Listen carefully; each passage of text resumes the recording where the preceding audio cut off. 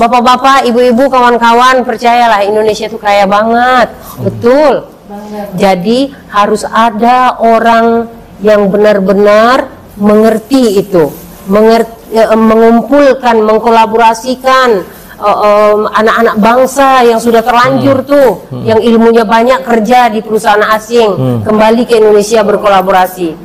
Insya Allah Indonesia akan lebih maju. Uni melihat itu bisa dilakukan oleh Pak ABW. Saya merasa seperti itu. Karena kenapa? Enggak sembarang-sembarangan ya. Karena beliau ada rekam jejak di Jakarta. Udah ada buktinya guys. Dah. Bismillahirrahmanirrahim. Assalamualaikum warahmatullahi wabarakatuh. Teman-teman, balik lagi di channel gue, Ibrahim Haji Channel. Dan teman-teman yang lain kalau mau re-upload silakan. Ini gue selalu no logo. Nah, hari ini kita masih ketemu dengan relawan Anies. Banyak banget teman-teman relawan Anies di Indonesia ini. Bahkan nggak hanya di Indonesia, ini dari Belanda. Tapi bukan orang Belanda, ini adalah Uni Erita. Dari namanya udah jelas dia adalah orang Sunda. Orang Minang. Dan beliau ini dikenal usahanya adalah rumah makan Padang di Belanda dan Eropa ya. Tapi itu kita akan dengar ceritanya karena ternyata usahanya juga hancur. Sudah dijual karena keteguhannya mendukung seseorang. Iya. Siapa lagi? ABW. ABW. Jadi bayangin Uni Erita ini sampai bisnisnya hancur di Belanda karena keteguhannya mendukung ABW. Tapi sebenarnya bukan karena bisnisnya hancur, bukan karena ABW-nya, tapi karena diserang teman-teman. Siapa yang nyerang? Tentu saja orang-orang yang nggak suka dengan ABW ya. Mungkin teman-teman yang nonton ini yang belum pernah menyerang bisnisnya Uni Erita. Uni Erita apa kabar? Alhamdulillah. Uni Erita tuh sampai sekarang. Jadi Uni Erita ini tergabung di SAI, Sahabat Anies Internasional. Itu adalah simpul relawan yang merupakan bagian dari ABRI 1 ya.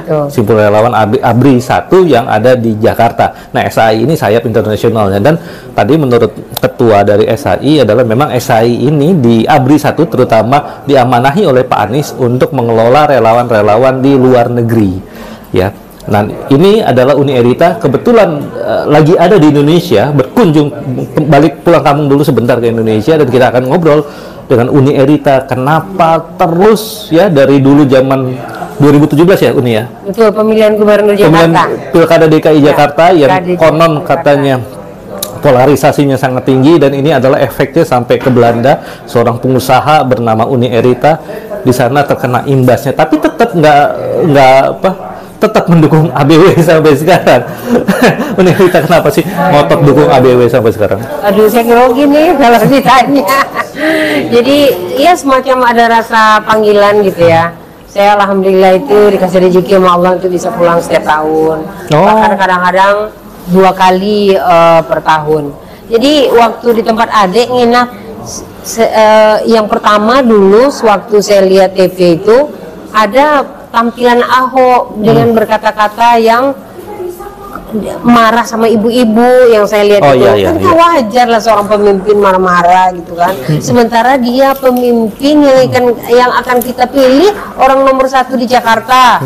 Di situ batin saya berkecamuk. Waduh, pada saya itu nggak tertarik sama sekali sama politik-politikan itu. Nggak pernah ikut partai juga ya? Iya, nggak pernah lah, nggak ada lah gitu. Kan kita percaya aja sama pemerintah Indonesia ya. Siapa yang kita pilih, siapa yang memimpin, kita percayalah gitu 100%. Tapi kalau sudah merupakan suatu sebuah akhlak, itu udah kezoliman. Masa seorang wanita di depan umum dicaci maki, kemudian perkataannya keluar TAII gitu sekali, oke lah, setiap orang pasti melakukan kesalahan, saya juga ada kesalahan dan teman-teman pasti juga melakukan kesalahan, tapi kalau berulang-ulang TAII selalu itu kan kurang baik ya buat generasi-generasi berikutnya. Dan akhirnya ketika disitulah momennya itu, aduh, aku apa nih yang harus kulakukan ini. Nah, jalan satu-satunya waktu itu saya nggak punya Facebook, nggak suka juga, kecuali kalau Facebook bisnis yang saat itu ada Facebook Selero Minang. Selero Minang? Iya, namanya Facebook Selero Minang kan. Waktu itu Saya kan buka restoran Padang, ada di kota Den Haag di Belanda. Tahun 2017 itu tahun yang ke-7 saya buka restorannya. Lagi puncak-puncaknya di atas, ya kan. Nah, di situ saya memutuskan ya ndak ada jalan lain. Ini kan sebuah perlawanan emak-emak gitu ya, nggak senang lah pemimpin berkata kasar, ya? Sesuatu yang kasar dan kotor gitu. Di situ saya memutuskan saya pakai Selero Minang. Saya pakai di akun itu. Di akun Selero Minang itu mengajak teman-teman, ayolah memilih pemimpin ini, dan sering nge-share tentang ulama, khususnya Habib Rizik dan foto-foto Anies Baswedan juga. Tapi ternyata qadarullah, semua manusia itu kan berbeda pikiran. Jadi yang nggak senang itu menyerang saya. Bukan saya pribadi aja yang diserang, usaha juga diserang. Sudah diwanti-wanti sama suami, tapi saya bandel sih. Jadi artinya bukan salah kalian 100% juga. Mungkin sudah itu qadarullahnya. Saya agak bandel, pakai akun bisnis untuk bidang politik kurang cocok kayaknya ya. Saya minta maaf. Tetapi saya nggak kapok kok, dan saya sampai sekarang ini udah kedua kali ini pulang ke Indonesia. Kita tetap support ABW, Anies Rashid Baswedan, untuk Presiden 2024.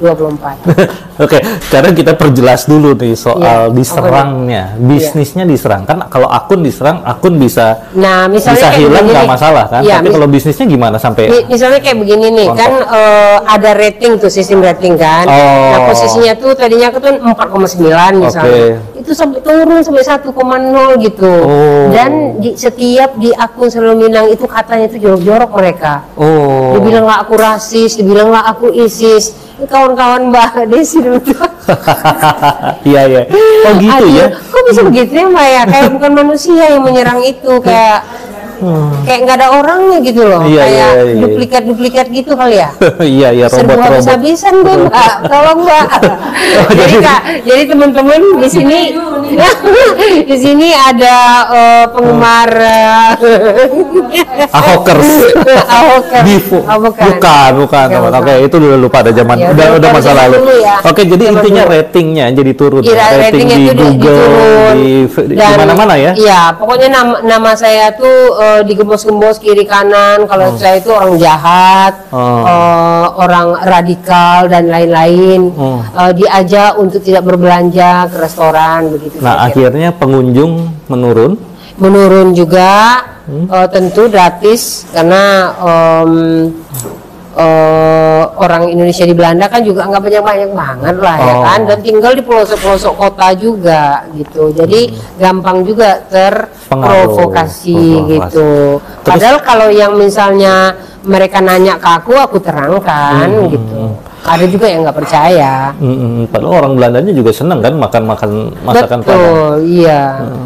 Tapi mungkin terpengaruh juga ya, atau nggak cukup, akhirnya secara ekonominya nggak cukup untuk mendongkrak kembali restorannya. Ya ada situasi lain juga, karena gedung juga sudah tua. Saya putuskan untuk dijual, dan mohon doanya supaya dapat restoran baru. Supaya bisa berkarya dan bisa masakan Padang lagi dijual. Masakan Padang.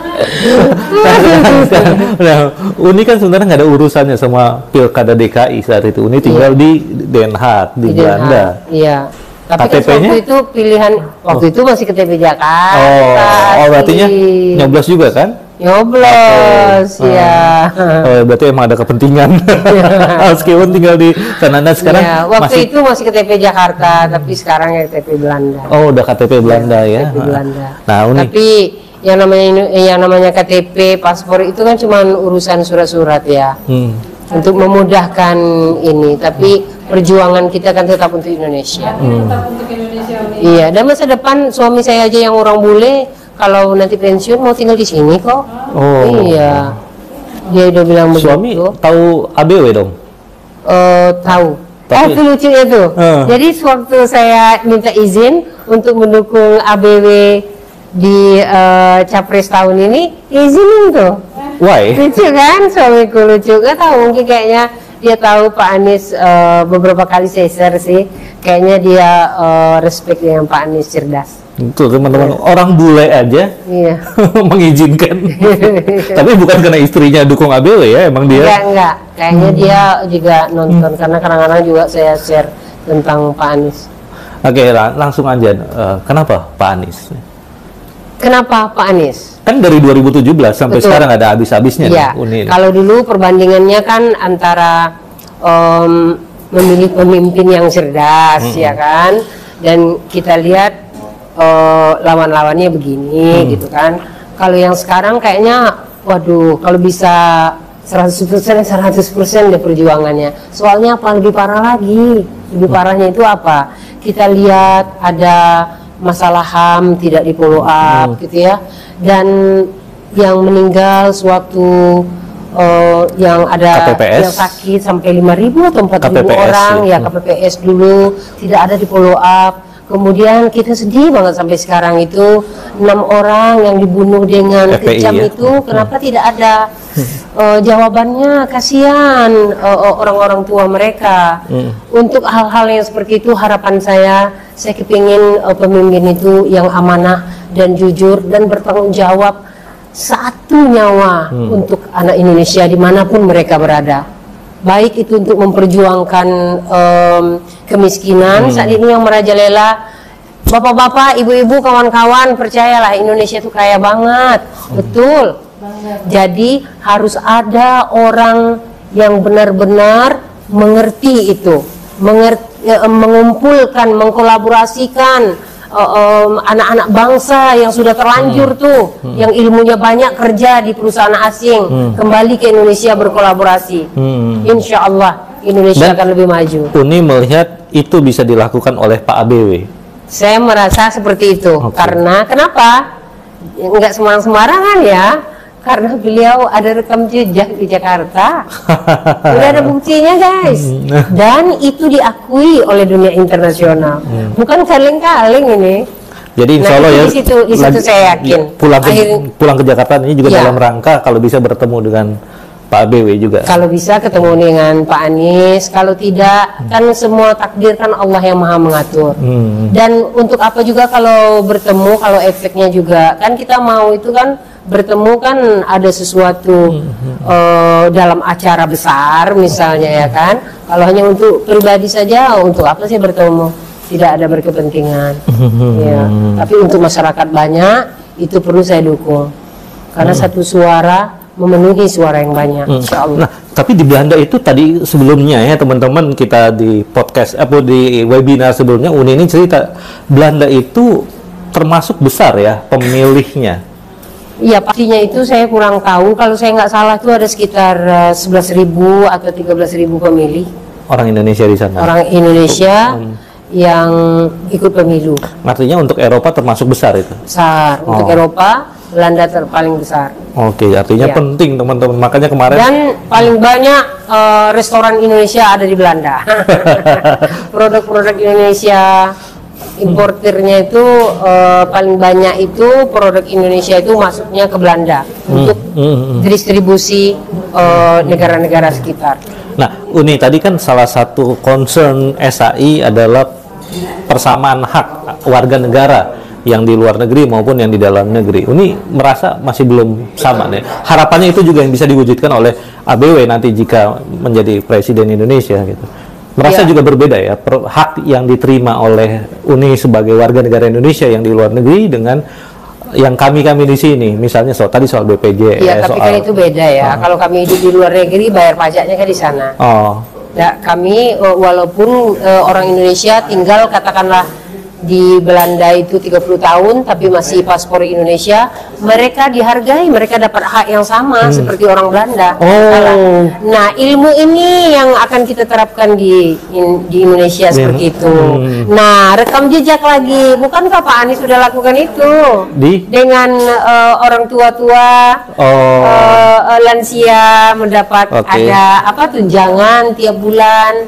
Kalau nggak salah dulu saya dengar 600.000 rupiah. Itu kan jejak rekam kan. Di Belanda seperti itu. Jadi di negara-negara Eropa bahagia kan orang tua. Nah, kenapa ini nggak dilanjutkan dan mengembang ke sektor-sektor lainnya. Itu harapannya. Harapannya. Aku yakin, insya Allah, karena pertolongan Allah itu terakhir adalah satu-satunya Allah. Allah sudah izinkan apapun yang akan menghalang Pak Anies akan menjadi presiden, insya Allah. Iya. Tapi yang ditanya itu adalah ketulusan dan kerja kita sekarang. Jadi bagian daripada saya bolak-balik ini termasuk untuk mensupport itu. Oh, mensupport semua kegiatan dalam rangka mendukung Pak Anies. Jadi kayak ketemu relawan-relawan di Indonesia juga kan bisa kita. Dan ini termasuk pikiran, ya kan? Buat testimoni perjuangannya dari dulu sampai jadi nggak ada kapok-kapoknya. Jangan kendor. Kadang-kadang kan ada selebaran juga. Wah, mereka antara polisi berantem segala macam. Ingat, ini bukan perjuangan untuk negara aja, khusus kawan-kawan yang bagi umat Islam ini adalah ibadah, memilih pemimpin. Memilih pemimpin itu sama nih dengan kita sembahyang nih. Coba kita sembahyang setiap hari. Ada kejadian meninggal tidak diusut, ada sesuatu kejadian yang tidak manusiawi tidak diusut. Itu kan juga bagaimana arti sembahyang kita? Kalau masyarakat tidak damai, tidak bahagia, bukankah Allah itu kepingin kita itu juga happy, bahagia, nyaman di mana kita berada? Oke, Uni. Sepertinya asik ngobrolnya. Insya Allah ya, mudah-mudahan sama Uni nih. Mudah-mudahan ada faedah yang manfaatnya ya. Amin. Ya, emang nggak boleh panjang-panjang juga Uni. Iya, gitu. betul.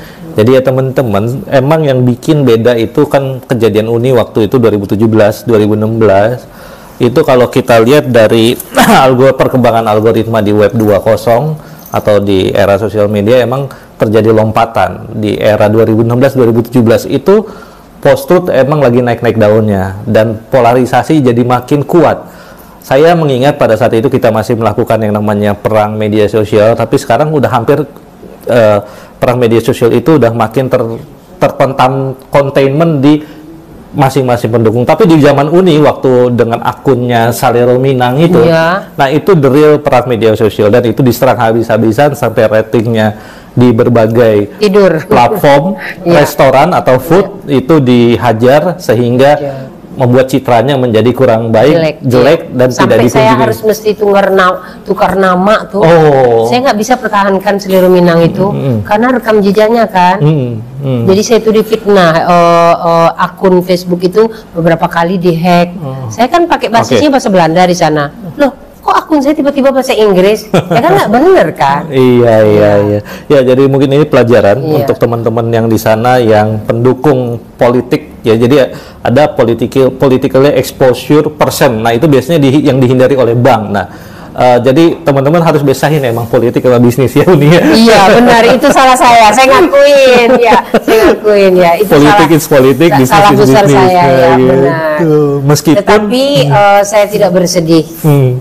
Perjuangan tetap harus dilanjutkan untuk Indonesia yang berubah untuk persatuan. Siap, kita dukung terus dengan perubahan. Nah, betul. Slogan. Oke, Uni, terima kasih banyak. Terima kasih. Semoga bermanfaat teman-teman. Bang Ibrahim. Kalau ke Belanda jangan lupa untuk mudah-mudahan nanti udah ada restoran Minang lagi di sana. Insya Allah ya, doakan saja. Kita doakan Uni semoga bisa mendirikan kembali restoran Minang atau restoran apapun di sana. Kalau dulu pilih makan apa? Oke, Uni, terima kasih banyak. Billahi taufiq wal hidayah. Wassalamualaikum warahmatullahi wabarakatuh. Terima kasih, maaf lahir batin kalau ada salah. Siap Uni, makasih Uni.